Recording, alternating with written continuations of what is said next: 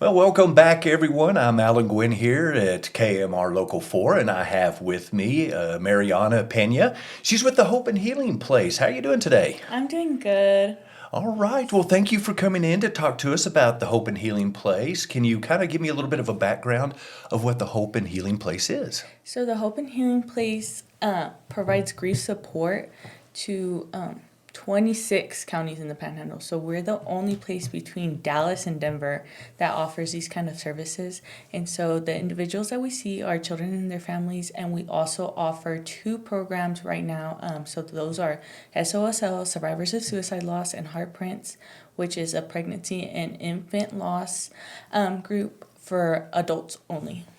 Okay, so you do all 26 counties. That is a huge area. You guys staying pretty busy? Yes, whenever we start up our cycle specifically, we do oftentimes have families that unfortunately have to go onto a wait list because we are a small staff and we have a small building, and so we try to kind of keep our family number kind of to like between 14 and 15 families, and so we do stay pretty busy. So Okay, so if someone needs your services, what's the best way for them to contact you? so we do have a website, and that is hhpamarillo.com. So we do have links, and it will kind of tell you a little bit about us, tell you about our programs, and then there is also a contact us like little section in that, and so it has our phone number, our email, and we are available Monday through Friday, 9 to 5. And so if they ever wanted to give us a call, we'd be more than happy to help them with whatever they needed. Okay, yes. I tried to call yesterday. You guys actually have a voice message that people can leave also at the same Yes, time, right? we do have our voice mail open. So sometimes, we may leave office just a little bit early. And so, or we might be out doing community outreaches or things of that nature. So if we don't answer, feel free to leave us a message and we will get back to you as soon as possible. Okay, I've noticed you guys do fundraisers. What are some of the fundraisers you have done in the past? So we have two main fundraisers, and that is our half marathon in May, and then we also do our big cheese. So that just happened about 2 weeks ago. October 7th was our big cheese date, and so those are two of our main events. And so with the half marathon, we set up downtown, and it's 13.1 miles. So if you're a runner, that's exciting. I am not a runner, so Me I'm neither. good off the 13.1 miles, but it's a really fun event.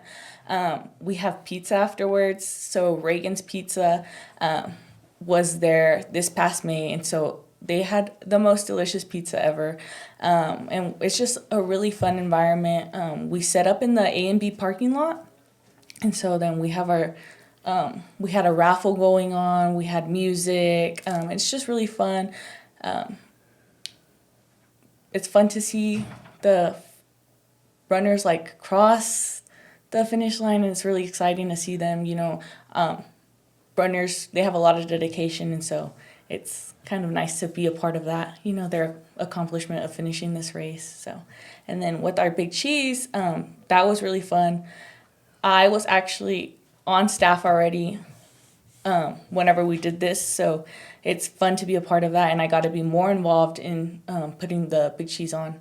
And so we had 12 teams compete this year, and so we set up in the Rex Baxter building, and it's just another like really family friendly event. We had a kids corner, and it's fun to see all the little kids kind of running around with their face paint, doing like little activities that we had set up for them. And it's also like a really good time to enjoy some mac and cheese. We had BDI mac and cheese, brisket mac and cheese. It was just really, really yummy time. So Okay, yes, I've been to that. It's been a while, but I was amazed at how many versions of mac and cheese you yes. can find in this world. Yeah, these teams are like so creative with what they come up with, and so it's kind of fun to see, their creative juices like come to life. So. Okay, so let's get back to kind of what you do in the office. When you're talking about grief therapy, can you kind of explain the different, I guess, services for the different griefs? Because we're not just talking about if a family member passes away. There's, you guys are kind of more all-encompassing, right? So we do typically try to focus on death itself. You know, we feel like it's a really important topic because, I mean, death doesn't discriminate. Everybody's gonna deal with the passing of a loved one eventually in their life. And so we offer grief support. So it's a little bit different than therapy. We train facilitators. So these are volunteers that come in and they go through a training program right before the start of our programs. And so we train them to kind of help the families or the individuals that we see kind of go through the process. We have a curriculum set up, and so they're there just to kind of facilitate conversation, to engage our participants, because we know it's hard talking about grief and, you know, the impact that it's had in your life. And so our facilitators are there to kind of encourage them, lift them up, and through that process of going through our program.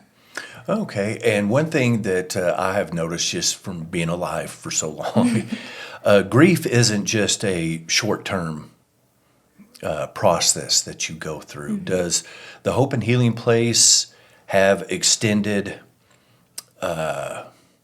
grief services, excuse me, for like someone maybe 2 years down the road is still just having trouble coming to terms or getting past the tragedy? Yeah, you make a good point. You know, grief is not just a kind of one and done journey in your life. You know, it's ever evolving, because as you age, you know, you're going through different things in your life, and sometimes, you know, life events can kind of trigger those feelings of your grief, you know. And so we always encourage our participants that have come through our program that if they ever feel like they're at a point in their life where they need extra support, they're more than welcome to come through our program again, especially since we deal with kids.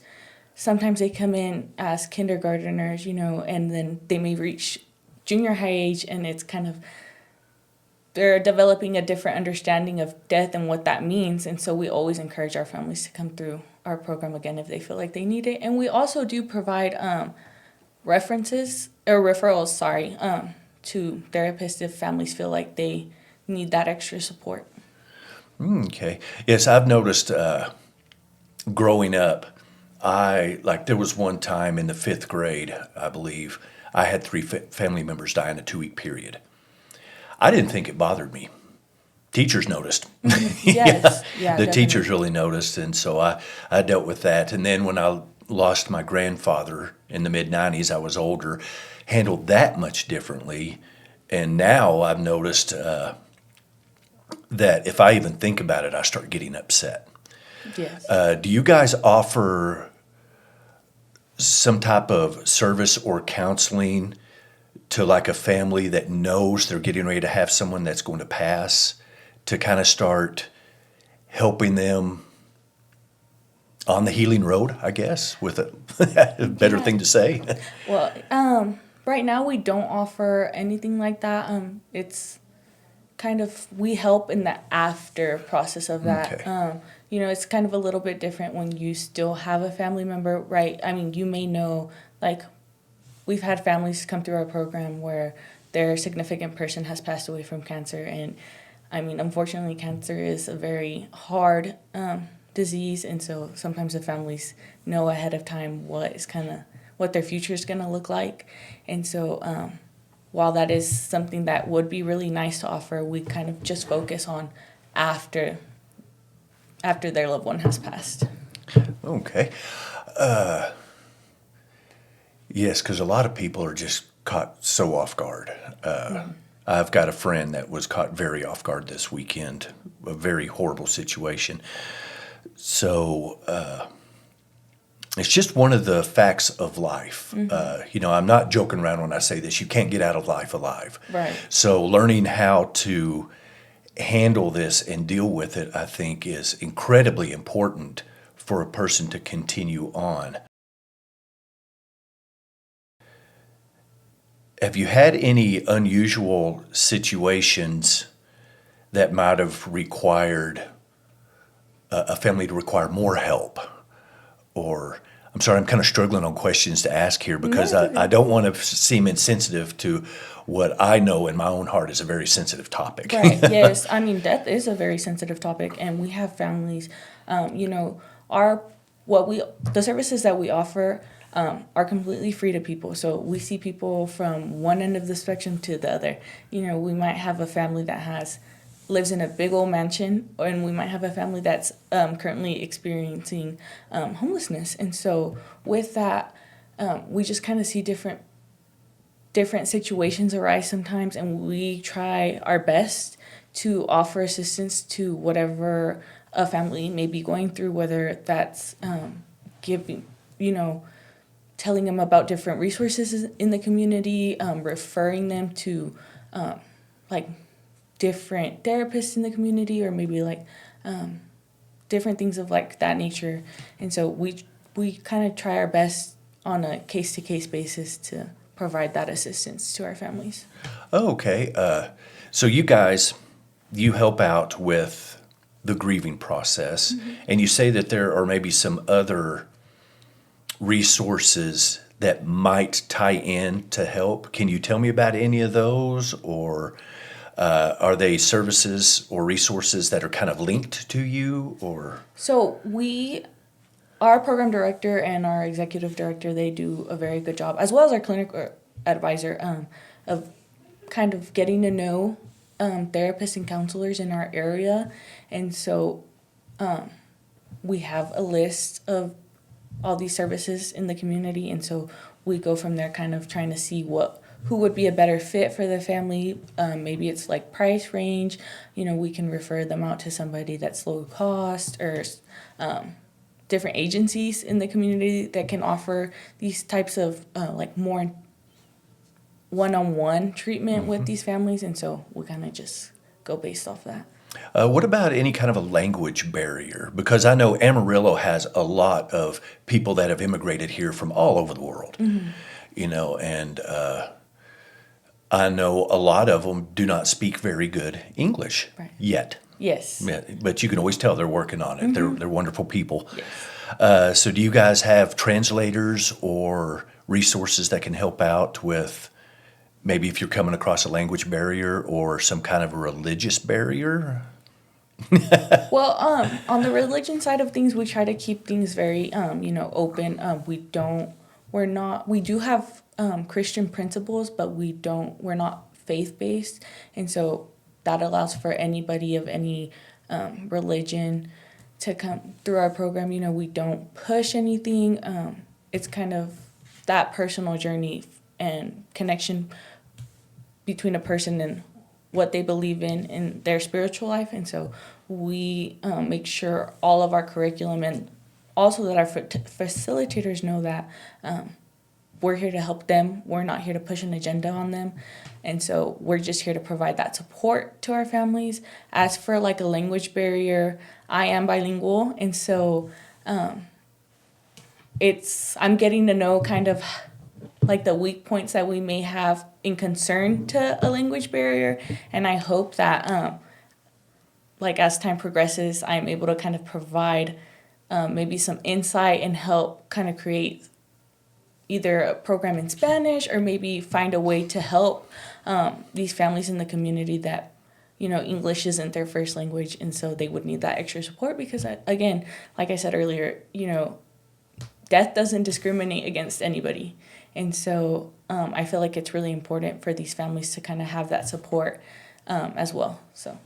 Okay. So going back, you said you kind of have maybe like a little bit of a waiting list. Can a family, and this touches back to a question I asked a little while ago, say they have a family member that has highly advanced Alzheimer's, and they know the person's going to pass maybe within the next week or so. Can they contact you ahead of time to maybe get on the list in case they think they may need you or just want someone to talk to, or? Yeah, our program director, her name is Mary Margaret. She is such a wonderful human being. And so if families, kind of knew ahead of time, what was coming for their loved one, I would encourage them to call. We do, like, specifically for our Generations program, we do it in 2 cycles. So they're based off the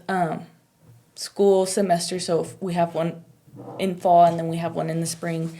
And so if a family were to kind of know ahead of time, they could call maybe during the fall cycle and say, hey, our family's currently going through this, and we would like your services. And so then we would be able to put them on for our spring cycle. We do encourage families to kind of wait for 3 to 4 months between a loss, just so that they have time to kind of go through the trauma if there's any trauma involved in the passing of their loved one. And so then we would be able to help them with their grief journey. Okay. Hope and Healing Place, the entire Texas Panhandle, is this just specific to the Panhandle, or do you guys have sister offices or something in other cities around the state or around the country? No, so our founders were actually from Amarillo. So they were 2 Amarillo ISD counselors who saw the need, and so they created the Hope and Healing Place. So we're local to the Panhandle, and there are other organizations, around the country, but they're their own entities, and so we're thankful that, we're not the only place in the country, but we are local to Amarillo. Okay, that is awesome to hear. Let me see. I'm trying to think of something else to ask here, because you've covered a lot. You've actually covered a whole lot. Let me see here. Do you have anything else while I'm trying to think of a question that you may want to bring up, or?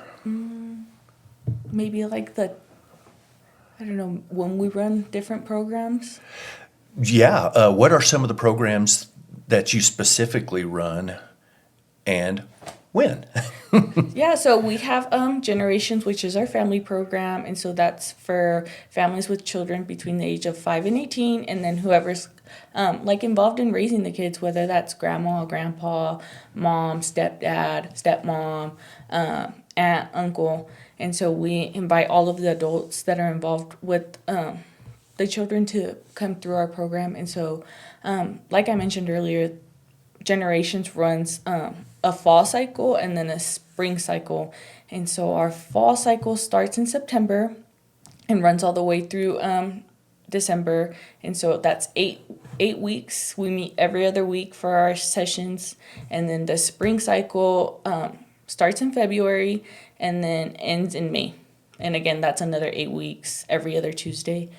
And our 2 adult-only programs, which are SOSL and Heart Prints, they run on a need basis. So we encourage anybody who needs those services to submit, not necessarily an application, but we do have a form on our website, and it's kind of just, you fill out your information, it goes through our website or into our system, and then from there, we kind of see how many people in the community are in need. And then once we have at least 6 people in either of the programs, then we are able to kind of start that up. And so those don't have a schedule. It's just kind of whenever we have enough people to come through our program. And so we can start those any time of the year.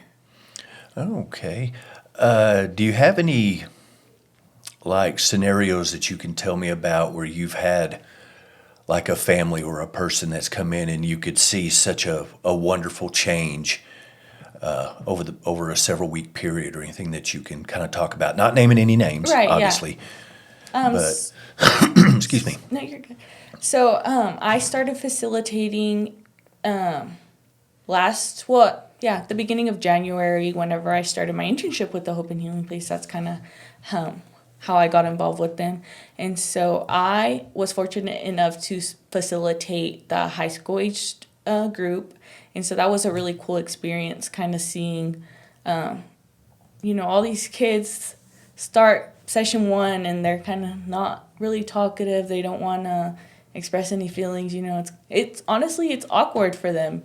They're at a stage in their life where, they may feel like it's pointless to attend a program like that. Let's just be honest, kids that age, they have their friends, they have jobs, they have schoolwork, they may feel like their time is better used elsewhere. But once they go through those 8-week sessions, you can see how big of an impact our program has had on them. And it's just really nice to see that change where they feel comfortable. That's the most important part, that they feel comfortable, sharing their story and working through that with us at HHP. And so it's really nice to see that.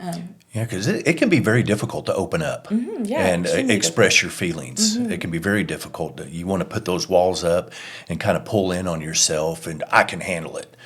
But so many times we can't. Right. No. And it's, seeing those walls, like you mentioned, grief is such a hard topic to talk about, and especially when it's happening in your own personal life.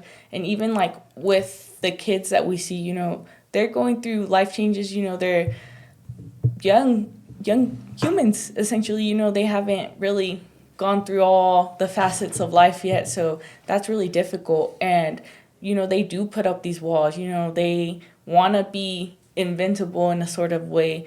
But it's just so incredible to see those walls come down and them just be able to share what they're actually feeling and feel safe enough to do so. And so I've been extremely privileged to get to facilitate high school and then this semester junior high age kids. I bet that makes your heart feel good. It does, and just kind of being that encouragement for them, because again, they're in school, they have extracurricular activities, and so it's just so, I don't know, I just really love being able to talk to these kids and just get to know them and just be an encouragement to them in their lives too. Oh, that is awesome. Now, we've been talking about grief from, say, a loved one or a friend or someone passing away. Do you help people with other types of grief? Because people can get very tore up inside over all sorts of different things. Right. Is it just the passing of someone that you guys help out with, or? Yeah, so we just focus on loss from a death, specifically, yeah. We do offer different, SOSL is survivors of suicide. So, if you've had a loved one who has passed away from suicide, then, that's the group for them. Or, we have parents come through heart prints if they've lost a pregnancy or a baby. So we kind of focus on deaths relating to different. Okay. What is heart prints? So heart prints is infant and pregnancy loss. Okay. So that's for mom or dad.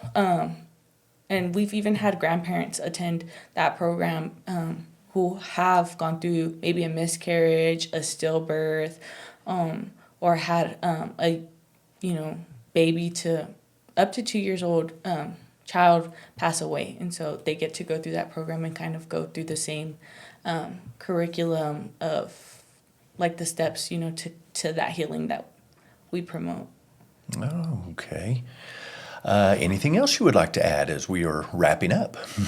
I just think it's so important to for families to address grief, and especially as a unit, because grief brings on such complex emotions, and sometimes if families kind of ignore that or think that everything's okay, those emotions can kind of transform into,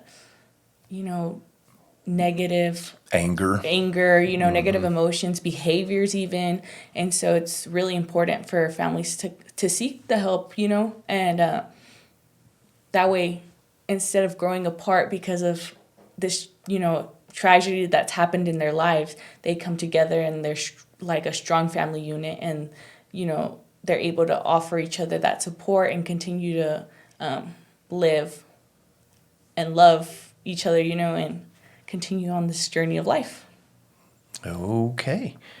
Well, I think that wraps us up here, Mariana. Thank you so much Yes, for you're joining me today. And what you guys do is obviously a blessing to this whole area. And I'm so happy that I got to meet you so that I could talk to you about this. Yes, and I'm so thankful for the opportunity to talk about the Hope and Healing Place and what we do. Like you said, it's a blessing that we're able to offer these services to the community, but it's, for me personally, I've been blessed to get to know these families and be a part of their healing journey. And so, I'm just as equally blessed.